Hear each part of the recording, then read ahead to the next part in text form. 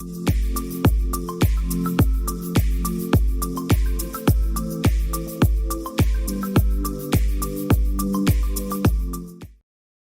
everyone, and welcome to today's Half Year Review, a masterclass.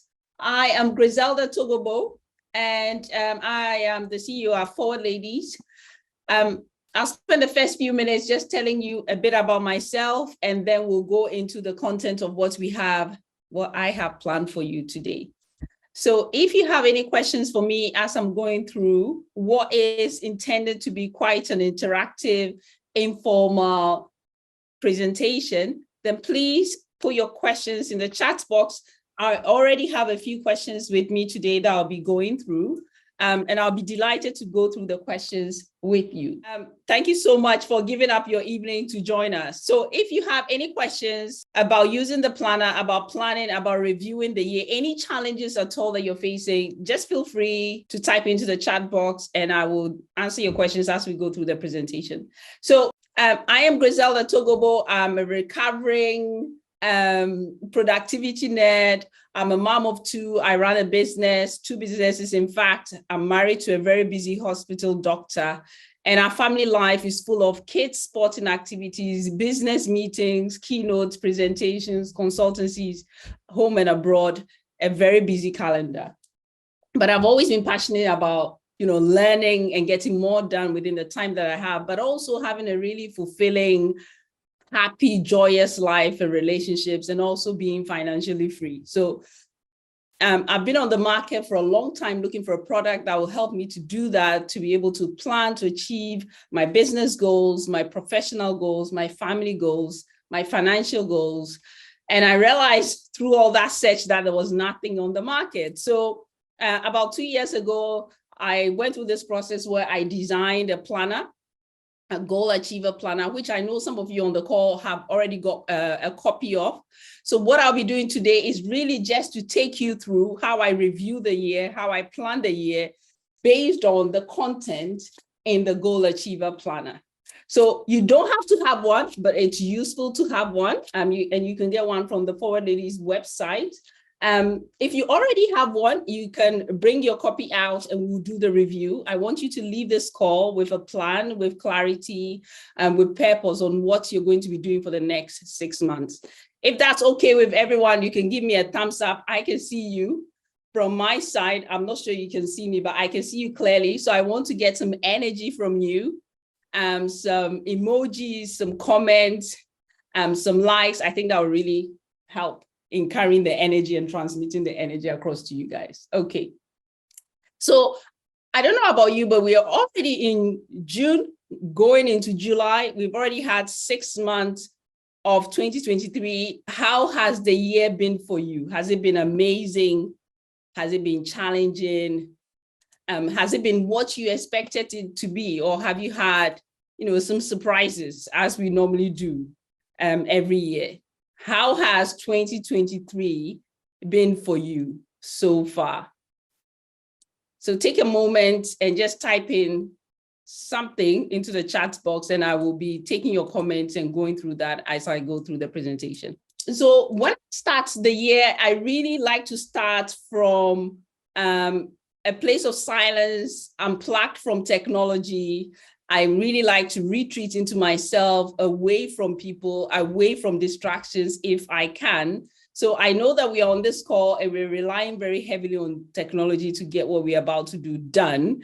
But I also encourage you that if you're not able to do a lot of the reflection that is needed in this session, that you go away and book some time in your diary, half a day, a full day, a weekend, a couple of hours, even 30 minutes is good. Just to see where you are now and where you would like to be, how you like 2023 to end for you. What do you want to end the year on? Is it on a high, or do you want to be like most people on social media, ending up in December 2023, just wondering what happened to the last 365 days of the year? So if you have a copy of the Goal Achiever Planner, on the last review of the month, at the end of the July pages, there's a section that has a 6-month review page.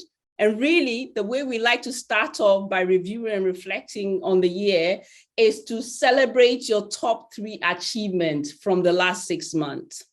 If you've been religiously using your planner, this should be a pretty straightforward, easy task because it's an exercise and a reflective reflection that repeats itself at the end of every month. So with my planner, if I went to January, I can see my top 3 wins from January, same for February, all the way through to coming to the end of June now. And of all those wins, I can then pick the top 3, the highlights, the things that give me the most joy, the most connection, the thing that has me on the path to where I want to be now. Those 3 things, I can just pick them out and I can really pay some homage to them and celebrate them for how far I've come. Now, you may be wondering, why do you need to do that? The reason why we need to do that is really based on human psychology. We are more inclined to look out for the incomplete task, the things we did not achieve. We are naturally glass half full people. Most people are. So if you don't spend the time looking at what you've achieved, you will wake up in July, end of June, and you will feel you're failing and you'll be demotivated because you feel you're not making progress. But I can assure you that if we all look back at the plans we had in January right up till now, no matter how challenging the year has been, and I know for some people, it would have been a very challenging year. For all of us, it's been challenging in one way or the other. I can assure you that you can still find 3 things to celebrate about the year, 3 things that you did really well, that you're really proud of. So it's important that you do that to maintain momentum, motivation, and just that sense of gratitude that gives us the feeling of well-being for the rest of the year. So if you have your planner or a journal or a piece of paper, you can easily do that exercise as I'm going through the presentation. After that, the second step is really to look at the actions that got you to the place where you were able to celebrate those 3 goals that you had. So what did you do really well and what motivated you along the path in achieving those 3 big achievements that you achieved within the last 6 months? Was it a group of people that kept you motivated? Was it a big financial break? Was it the generosity? Was it exercise? Was it eating really well? What exactly was it that gave you that edge that enabled you to achieve what you achieved? It's important that you spend the time, again, writing and reflecting and facing some home truths, because if you don't do that, you're likely to go on and repeat some patterns, particularly the negative ones, particularly the habits that don't serve us. It's very easy for you to repeat the same cycle and live the same year several times without noticing that you're doing that. So this exercise is supposed to help you to do that.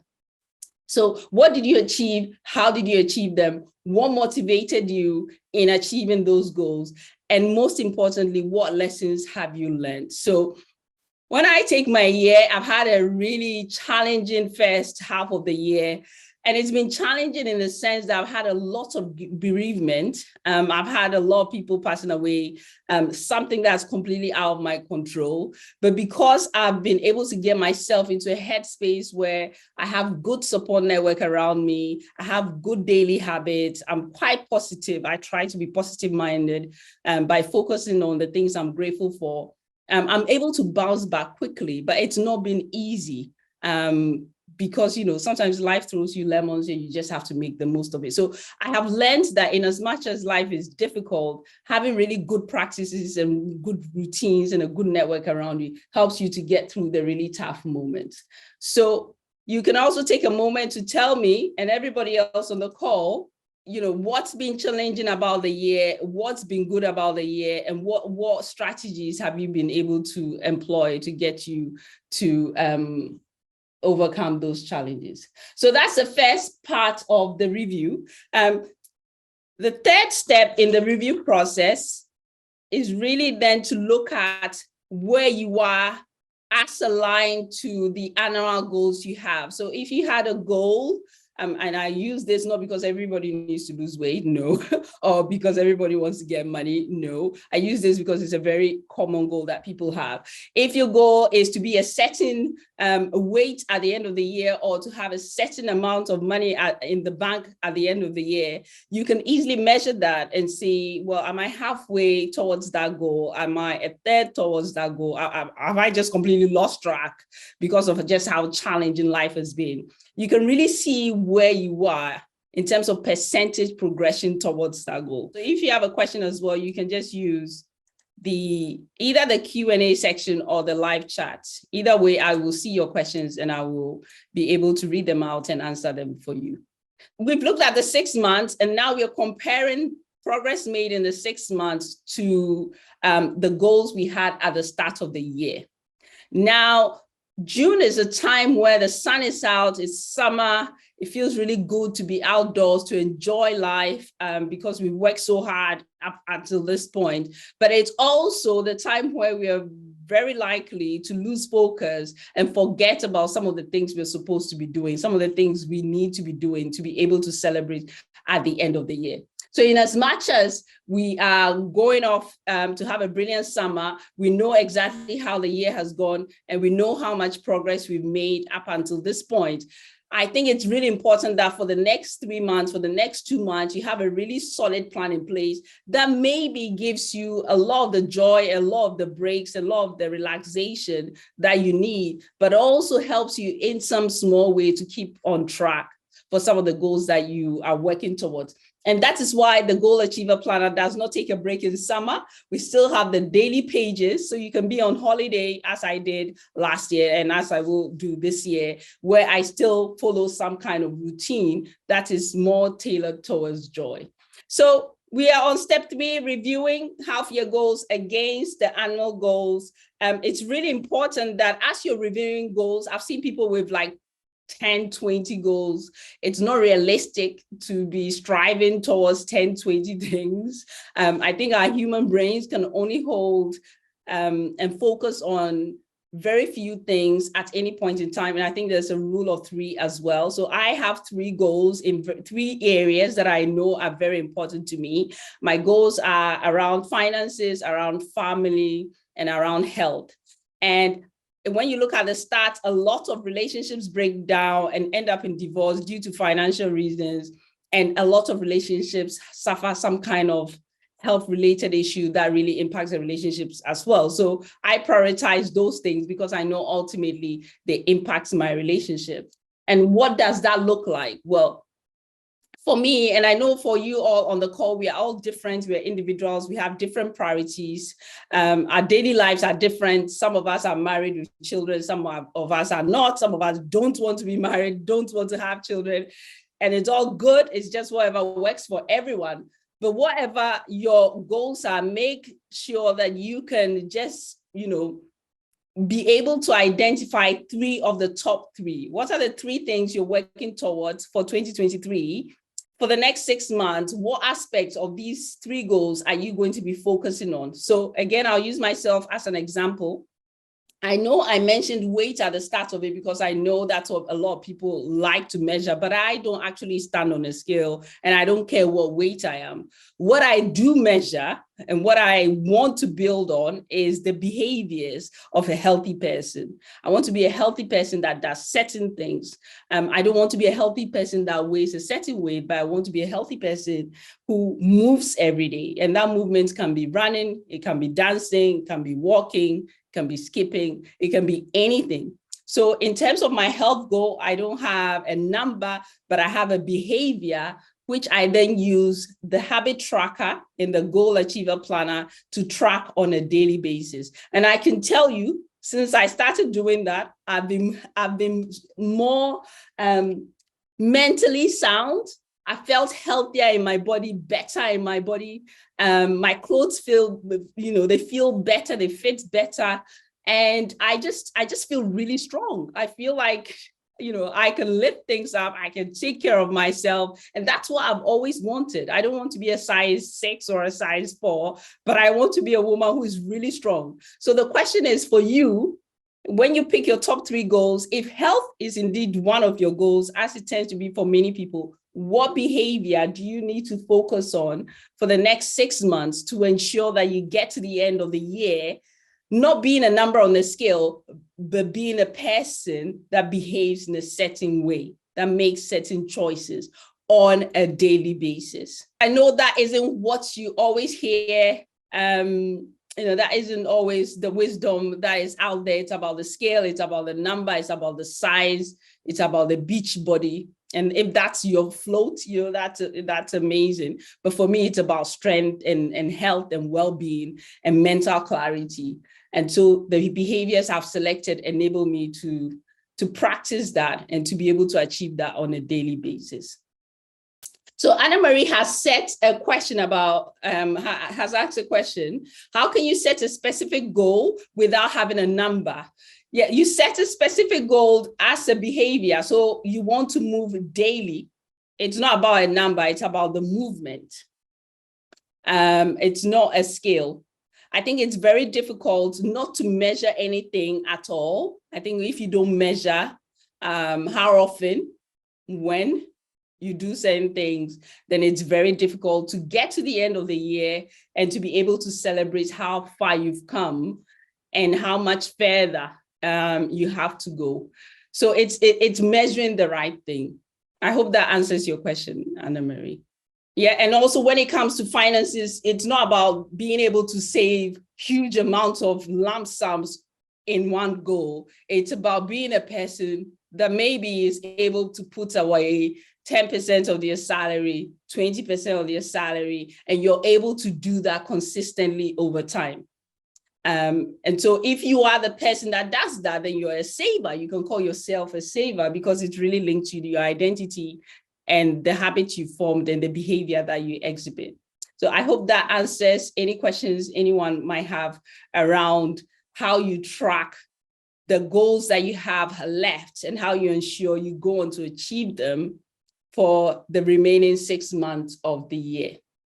Now, one other thing that I also think is really important, and we sometimes don't do enough of that because we set really big goals and we wait to get to that goal and then we celebrate. But what's really important is to be celebrating all the small wins. So if you're able to walk and move every day for 7 days, you deserve a treat. And it's not a treat that takes you back to square one, but it's a treat that reinforces some of the habits you're already trying to build. So if I am the kind of person, and in the past, I used to be the kind of person that would just whip out my credit card and buy things because I wanted them and I'd worked very hard and I deserved them.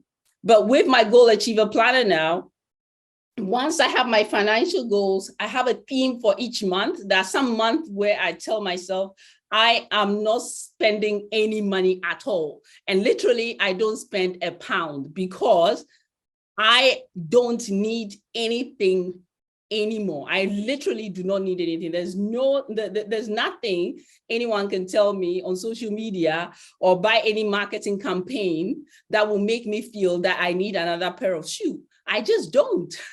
So I'm able to force myself, and sometimes you have to force myself by opening my planner every day and seeing the theme at the top of that month saying no spend. And when I get to the end of the month, I might decide that actually I want, for example, a new jewelry that I really, really want. And I think it's something that I can treat myself to at the end of the year. I can put more money towards buying big, lovely purchases because I'm not wasting them on things that have no lasting value and no meaning because I was feeling down in that moment and needed to shop to make me feel a bit better. So it really makes you reflect on your behaviors every day and really try to understand why you do the things you do so you can build on that solid foundation going forward. And I can tell you, once you're able to do that, women tell me they're lacking confidence, they don't feel good about negotiating, they feel down, there's so many things we can all say every day, how we wake up and how we feel. And I think a lot of that comes with imbibing all that society is telling us about ourselves and about our bodies and our clothes and our faces, because we just soak it all up. We don't spend any time pausing, reflecting weekly, monthly, yearly. We don't do that often enough. You maybe do it when you come to December, but we don't do that often enough. We always put ourselves in a space where we feel we're not enough and there's something missing, that we need to go get somebody or something to come fill that space. And that's what marketing does. It's supposed to make you feel you're not enough so you can go buy whatever other companies tell you that you need. So by putting these things in place, doing the reflection, having the goal, and rewarding yourself when needed in the right space, in the right time, in the right way, you really are able to create distance between yourself and societal expectation. And you're really able to be in a place where you feel really amazing and confident because you're operating on a different operating system, if you understand what I mean. You're not going with what everybody else is doing and saying, but you're having an internal dialogue and you're deciding what your script needs to be once you step out of your front door. So there's a question here from Catherine. I find it hard to create new goals. What would you suggest to still achieve strong goals that don't repeat past learning? I think sometimes we all need a challenge. And if you want a challenge, there are no shortage of things you can go for and decide to add to your goal list. I mean, there's no shortage of things that we can do. I think the important thing is to really understand why you want certain things and what it does for your future self. Where do you want to be in 10, 20 years time? And how does this new goal fit into that? Is this something you really want, or are you doing it because you see everybody else doing it? I think once you're able to answer those really hard questions, you're able to come up with goals that, you know, might feel a bit more interesting, a bit more exciting, a bit more challenging. It might not be everybody's cup of tea, but it might feel like it is your cup of tea because it's something you spend some time reflecting on and something you feel you really want. Having said that, life really does change over over 6 months, over 12 months. And it is okay if you find yourself in a space where you have to change your goals. You don't have to live and die by what you wrote in January. You can adjust them. You can make them better. I give you this example. I have a friend who's just lost his partner. One of the friends I told you, the bereavement I've had this year, 3 children, works full time. Partner is gone. What do? You can't keep working 12-hour days. You can't keep, focusing on just yourself and your career and the business. The kids come first, yourself, you come first. So everything has to change. That is a classic example of life forcing you to rewrite your goals and to revisit them, to make them more aligned to whatever situation life has dealt you with. So don't stick to them, make goals, but be open to change, to be open to adjusting them, be open to tweaking them. And the one of the ways I try and visualize this is when you're on a plane flying to your next holiday location, when you look on the screen, the flight journey map that we have in the aeroplane. When you look on there, the plane never flies in a straight line. It always goes in a curve and then lands somewhere near where you're going. Sometimes it might reroute through a different airport in a different country just to finally get you to Spain or just to finally get you to whatever location you're going to. And sometimes life is like that. You just need to be ready to readjust and refocus and take slight maneuvers and take a more scenic route if that is what is required for you to still be able to get to where you need to be. So I've talked about habits and tracking them, the behaviors. I've talked about rewarding yourself, super important, celebrating the small wins. And sometimes just getting out of bed is a massive win.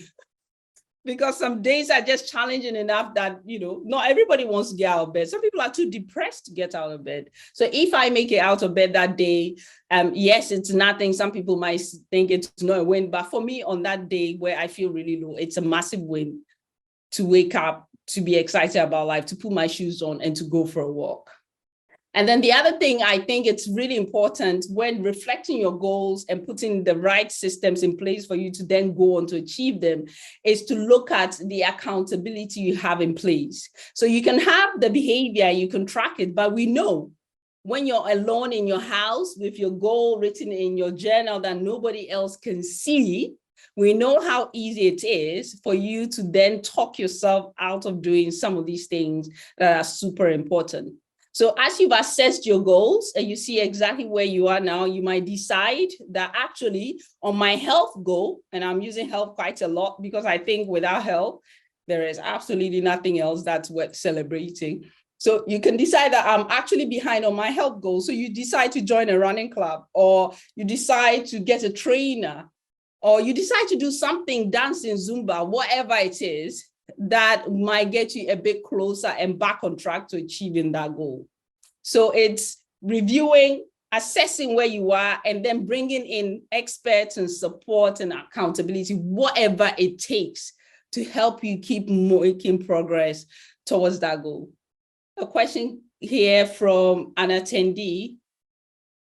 Griselda, please, I want to know how I can stay authentic in setting my goals and manage societal expectations and cultural norms. I think I've touched on this briefly about really creating distance between yourself and what is going out there, what is going on out there. Social media is a big factor. And I think also depending on where you are in the world, some cultures have stronger influence on people than others. It all comes to strength of character, and it all comes down to self-belief, having good sleep, being healthy, and feeling that, you know, what you want to do is good enough, you're determined enough that you want to try and bring people along this journey with you. In most cases, when people go on and achieve really fantastic, amazing, out of this world goals, they don't always start with everybody agreeing that that is what they should be doing. I mean, you can list any hugely successful people that we all know, and they will tell you when they decided to shoot a rocket to planet, to space, or they decided to start a new business selling Spanx.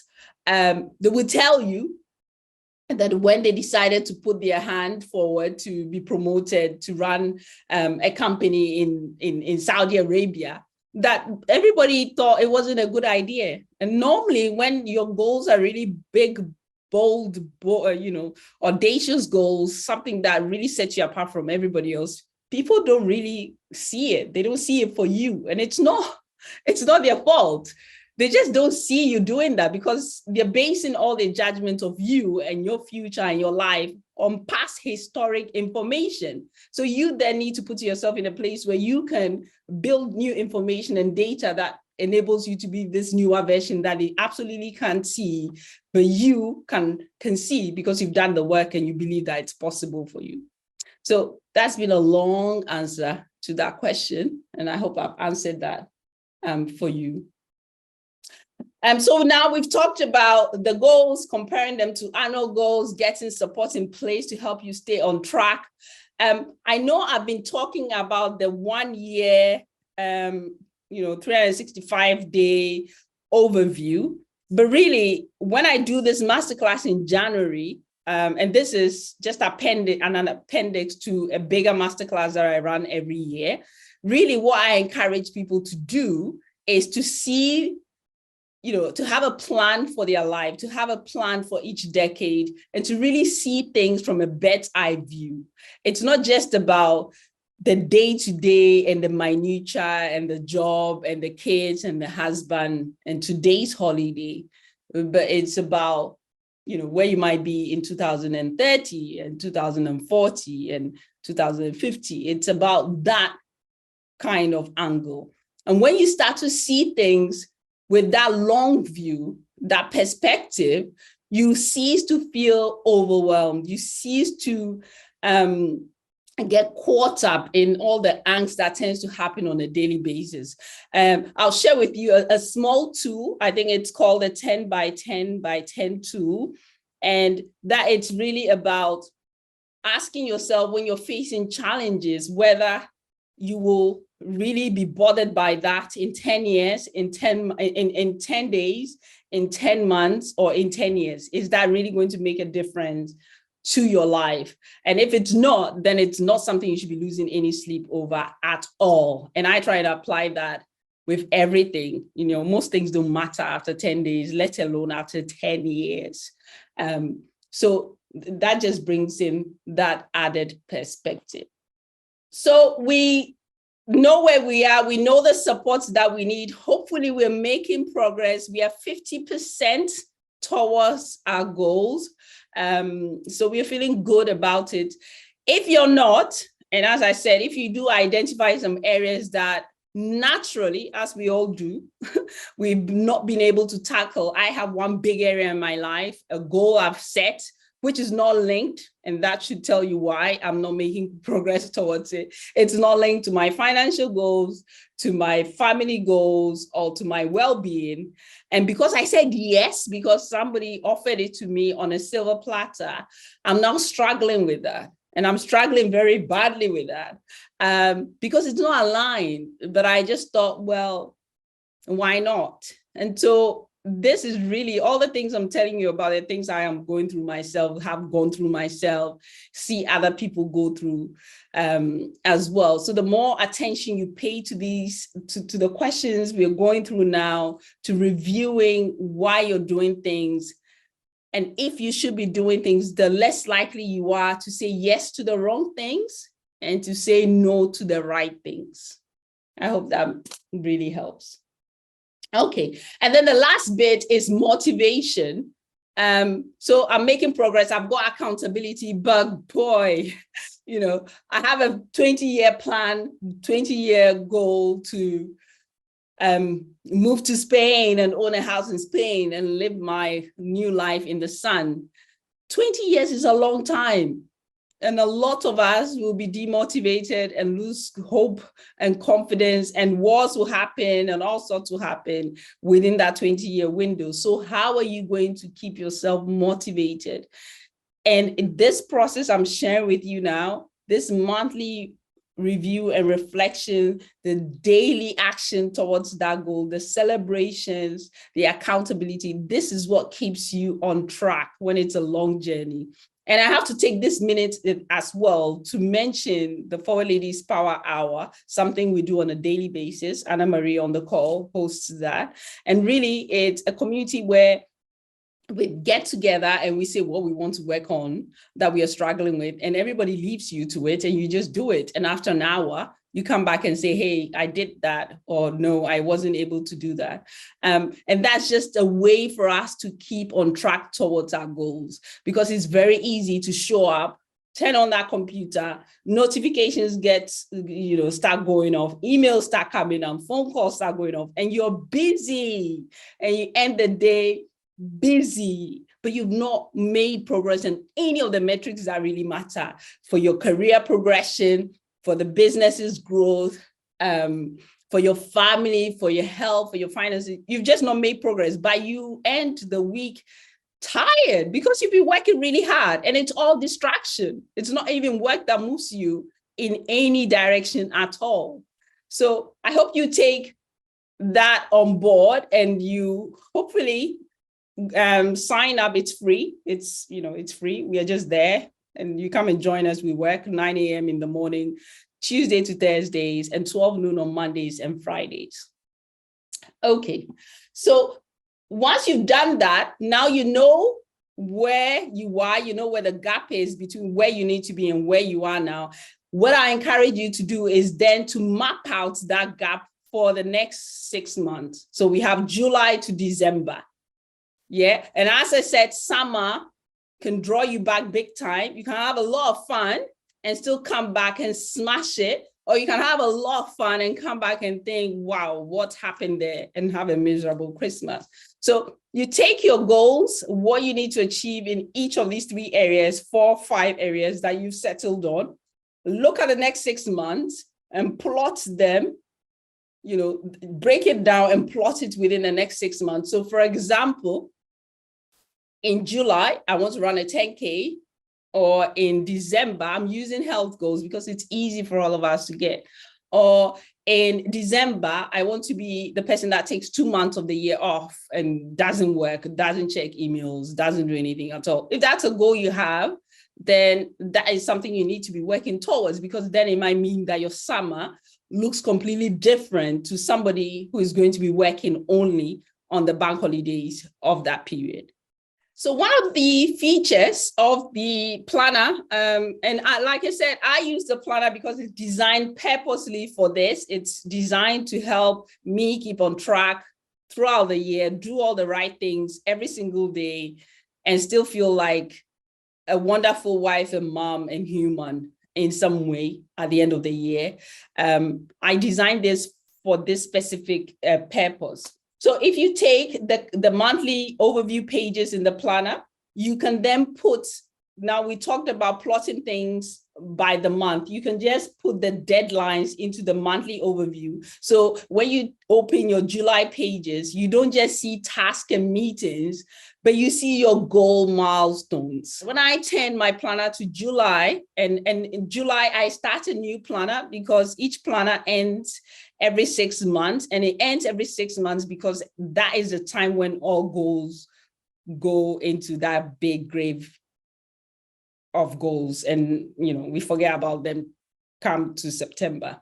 So I put them all in my new planner starting July, ending December.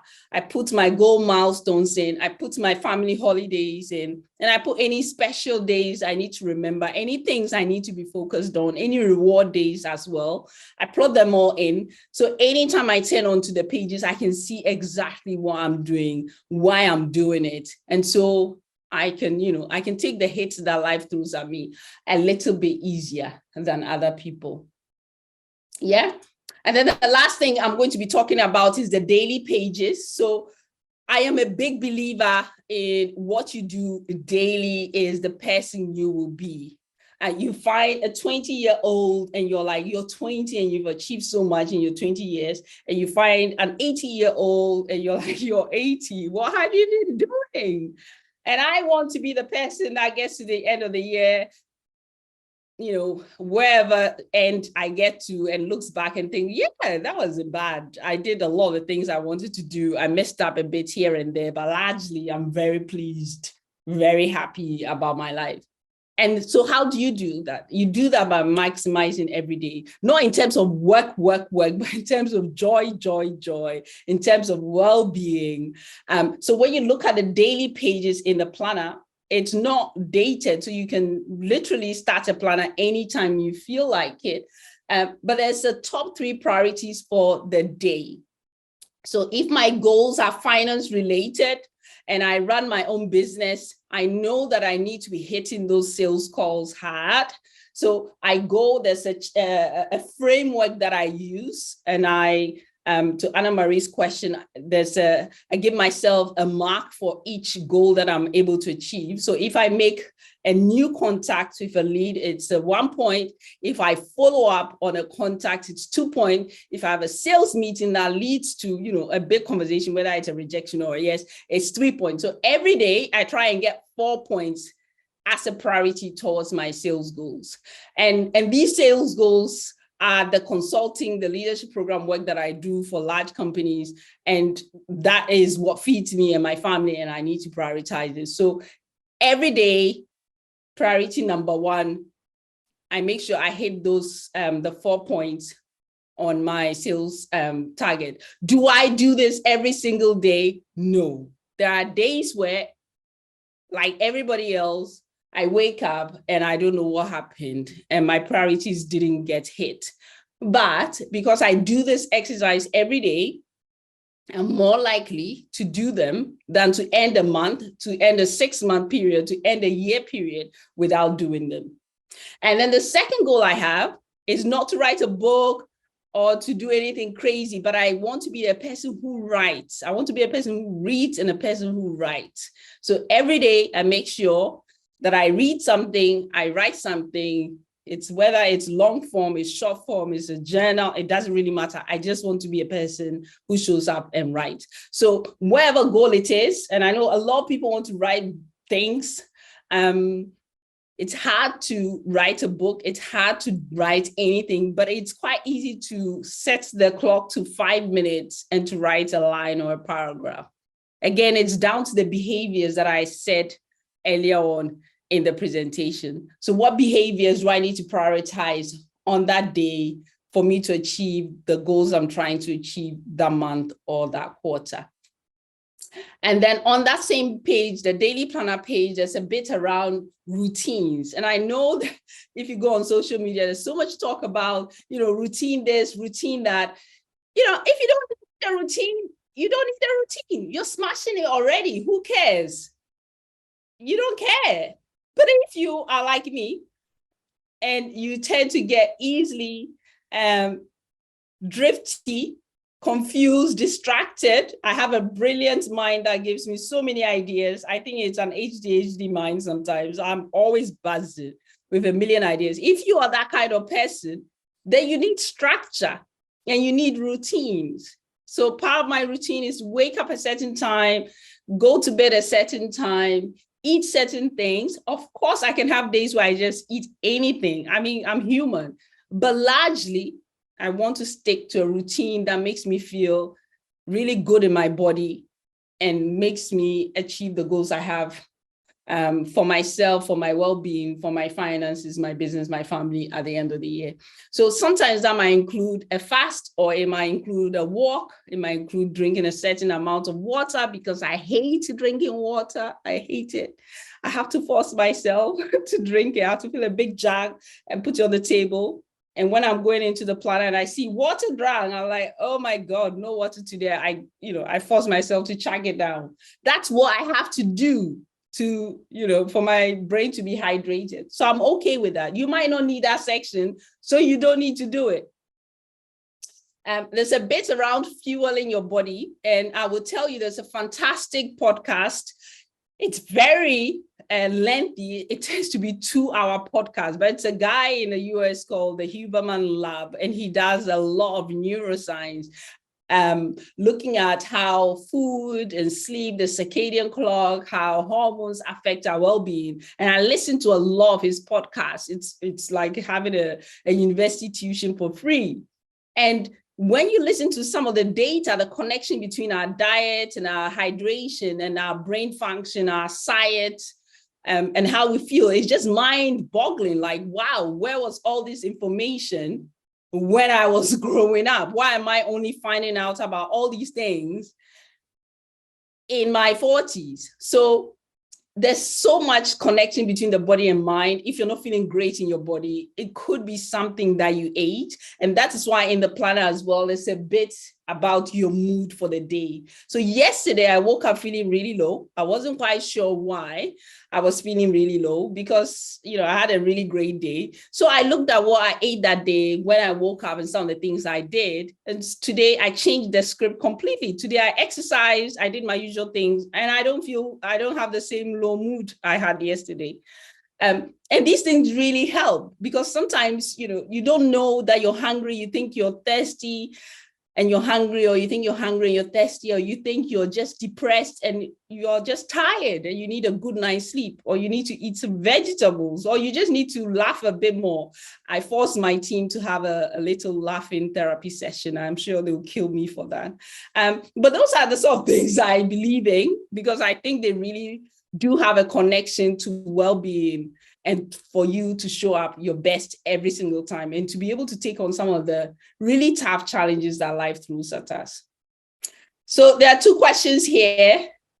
There's a question: how long should I spend with my planner? Do I need to do it daily? I recommend you do it daily. There's a lady who gave me the most amazing review recently. It's Corinne Stewart. She starts her planner, start of the day, plans what she wants to do, and ends the day identifying her top 3 positives for the day. She uses it morning and evening. I carry my planner with me throughout the day, because I'm constantly adding and taking things out and adding things onto dates coming up and all that. So it's my calendar, it's my planner, it's my journal, coded journal, it's everything in one piece. Next question: what are some techniques for breaking down big goals into small, manageable tasks so I don't feel the remaining 6 months are a big hurdle to cross. So don't focus on the number, focus on the behavior. Break your goals down by behavior. So I don't know what you're trying to achieve. Is it writing? Is it saving? Is it health? Is it promotion? Whatever it is, break it down. If I want to be a person who does this, what does that person do? What behaviors does that person exhibit? And I just try and be that person on a daily basis. And so count the frequency of you exhibiting that behavior. If you focus on the figure, the amount at the end of the year, the number at the end of the year, even if you were 90% and fell short by 5%, you will be beating yourself up. And what good is that? Because you still achieved 95%. You didn't get, the extra 5, but in 10 days, in 10 months, in 10 years, will that make any difference? So that's the way to look at breaking down and chunking your goals for the next 6 months. And the podcast I mentioned is the Huberman Lab. I think he's the professor of neuroscience at, I think, Harvard, the Huberman Lab. So I'm sure I've been boring you all now. You're all going to go to bed just hearing my voice in your ears now. But I want to talk about a few more things. We've talked about the daily pages, the 3 positives in the day. There's another unique thing as well that I think is important if you're planning to do some really tough things and achieve things you've never done before. I talked about the circadian clock, knowing whether you're a morning person, night person, where your body clock fits in the whole scheme. I know that I'm a morning person. I can wake up at 5 and be up and brighty and, dancing in your ears, but I can easily go to bed at 8. Like, it's that bad. I go to bed with my kids. My husband used to come from work and find me, passed out on the bed, and the kids would just be jumping about in the house. It's that bad. So because I know my clock, I start my day really early. So after lunchtime, if I don't have the energy, I don't beat myself up. I try and cram everything in at the front end of the day. So that means my diary, the planner, mine starts from 5 a.m. The planner ends at 2 a.m. So for any night owls, there's still space for you to fit in the things that you need to do towards the tail end of the day. So it doesn't have to be a 9 to 5. Life doesn't happen within 9 to 5. You get your job done and you do really well.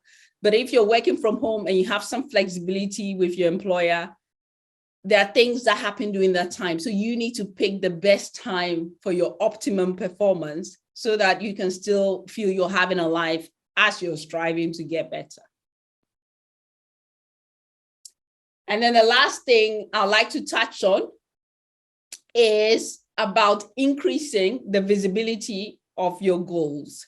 So in January, some people would have written down their goals in a beautiful journal, which they buy every January, probably leather bounded, sparkly words on top. And they'll probably have left it in a drawer somewhere not to look at again. Some would have written it on a piece of paper.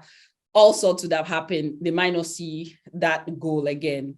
But again, neuroscience shows us that some of the things we see, we fixate on, we remind ourselves about all the time. The repetition builds new neural pathways, which means that sometimes when we see opportunities, we are able to spot them because our brain tells us that, that's something similar to what you're trying to get. So you're more likely to make progress towards that. So in the name of that, I really encourage you all to have ways in which you can see what you're striving for. And I know it can be quite embarrassing to have, Post-it notes everywhere about where you're trying to go and all that. But if you're living alone or with your partner or your husband, wife, that's probably something that you two should be sharing and doing together and having common goals with. So some of the ways in which you can increase visibility is to have a vision board. Is simply a visual representation of what you're trying to achieve. Find pictures and images from wherever you can and stick it on. I always tell this story. Before I started my business, before I had my son, who is left-handed, I had a vision board with a lady with a son on my fridge, featured in a psychologist magazine with Oprah Winfrey next to her. And I know I didn't meet Oprah Winfrey, right? So don't hold me to this. But I got a book from Michelle Obama, and I got featured in the Psychologist with my left-handed son. Both of us featured in the Psychology magazine. And that was before I even imagined that I could be featured anywhere at all for anything. So it really does work. And I hope that you take some time and enjoy that process as well. The other ways to make sure you really work this into your habit is through a process called stacking, where you take things you do on a daily basis and you append this whole goal review, goal setting process to it. So if you're brushing your teeth, and you have a post-it note by your fridge, by your mirror. I mean, who brushes their teeth by their fridge? But by your mirror, you can see it every time you're brushing your teeth. You can repeat it, and that's good. If you carry this along with you, the goal planner, the goal achiever planner with you all the time, it's very unlikely that you forget it, because every time you open it, you will see your goals for that month clearly in front of you. You can't escape them. You can't forget them. And you can also have entries in your diary, recurring entries every month where it flags up that you're supposed to be reviewing your goals. That's probably the easiest thing for most people, because we are so caught up in our digital screens and our gadgets at the moment. So those are some of the ways where you can take some of the ideas we've talked about and make them really a part of everyday life and very visual. So you can be reminded constantly of why you're working so hard and why you just need to give it that extra push for another month, for another year, so you can ultimately be where you need to be, and how you can enjoy that process rather than feeling you're postponing life until some arbitrary goal had been achieved. And if you wanted to get your new planner for the next 6 months, you can get them from the Four Ladies website. We have a special offer going on for Love 30. I think that gives you 30% off. So, and that gives you 30% off the membership as well, if you wanted to come and join us and see what we are doing and how we are doing it.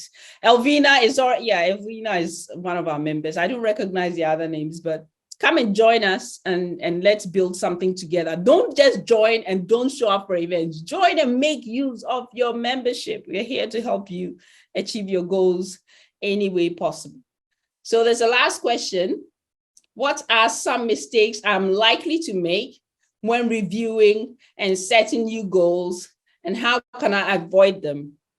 I think the biggest mistake is not doing them. People just don't do this sort of thing because it's boring. You know, who wants to lock themselves up in a room and look at the last 6 months and plan the last 6 months when you could be watching Netflix Succession, which I'm binging on at the moment, or you could be eating or chatting to people. It's just, we are not naturally inclined to be reflective. You have to force yourself to do that. So I think the biggest challenge is not doing it, not unplugging, taking yourself away, so you can just focus on yourself, what you're trying to achieve, and just hit that pause and reflect button for a few minutes so you can gain clarity and remind yourself of why you're doing what you're doing and what it's all worth in the long run. Because if you don't remind yourself, you know, you end up leaving good things, chasing bad things,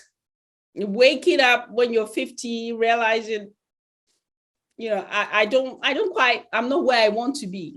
But we can all change everything at any age at all. It's not school. Life is just this long road. You can do anything at any time of your life. You just need to believe that you can and be willing to change your thinking around it. Wow, okay, I've been very thorough, yes. I can be quite detail focused. That is why I need to step back and review and not get caught up in the detail. So Elvina, thank you so much for that feedback. There's a question from G Aderonke. I've been on mat leave for 9 months and back on Monday to work. So this is great timing. Any advice on how to cope with my new life as a working mom of 2? Welcome to my world. I think and I know when I say this, you're probably going to think, it's very cheesy, but I think your kids are only young for a little while. The kids are going to grow so fast. So what you need, there are lots of moms on the call as well, so I'm sure they'll be able to share some advice with you. But I really just try and take each day as it comes. I try and plan my kids' holidays, activities. Everything goes into this planner, my husband's schedule, everything goes into the planner, and I give myself space and time to do everything. I manage expectations quite vigorously, expectation on my husband about what kind of wife he thinks he's going to have, who works full-time and has 2 children. And I manage expectation vigorously from family, from relatives, from clients. It's really about managing expectation and making sure that you're feeling strong and healthy as a new mom who is working full-time, because it's a lot. That's 2 full-time jobs. So you need to take really good care of your body. Listen to your body. Don't just work and look after kids, because that will mean you're working on not taking any break in work. Look after yourself and look after your kids. And when mommy is happy, trust me, everybody will be happy. You win at work, you win at home, you feel great. So it's always easy to do because you might end up wanting to please everyone, but you have to be a bit selfish. Yes, that Anna Marie said exactly the same. So my advice to the lady, be kind to yourself. Don't sweat the small stuff. The days may seem long, but the days and weeks are short and time flies. Exactly. So make the most of it. Enjoy your kids. My son just turned 13. He's a teenager. And my daughter is 7 going on 31. And if I could go back and enjoy them as with their chubby faces, I probably would, but that period is gone now. So we enjoy the next one that comes. But probably the next thing I'll say is make sure you're with a very good employer, because they make everything. They'll make your workday enjoyable. They help give you policies that help with the kids, pick up, drop off. They make it all easier and able to achieve. Brilliant. So it's 7 o'clock. Time to go off and be mommy. Thank you so much for joining. I'd love to see more of you when we do our events. Show up, get to know the community, share us with your friends, with the women in your community as well. Invite people over. And it's been an absolute pleasure, as always. I think I've been talking too much. My mouth is ready to take a break now. Fantastic. Well, thank you so much. This has been recorded, so you'll probably be able to find it in the members area later on.